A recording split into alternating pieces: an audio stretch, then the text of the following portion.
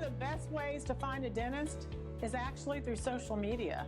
You can ask your Facebook friends online. You can also ask friends and family, because if they've had a great experience, I guess you will have a good one too. The other thing would be go to the website, go look at online reviews. And if you're moving into another city, ask your current dentist if they can refer you to a dentist in the area. Finding a great dentist is not that difficult, and I think you'll find out that if you get the right referrals, that you'll be very pleased. What sets our practice apart is really simple.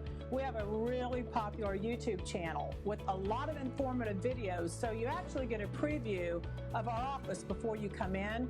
We're also an incredibly hands-on, very friendly staff, and I have a lot of years of experience in cosmetic dentistry. The other thing is we have a therapy dog named Piper that will help you with your dental anxiety. So we are here to serve you, and I think you'd be very pleased. The best way to get in touch with us is to call, but you can go to our website, also our YouTube channel, and our Facebook business page.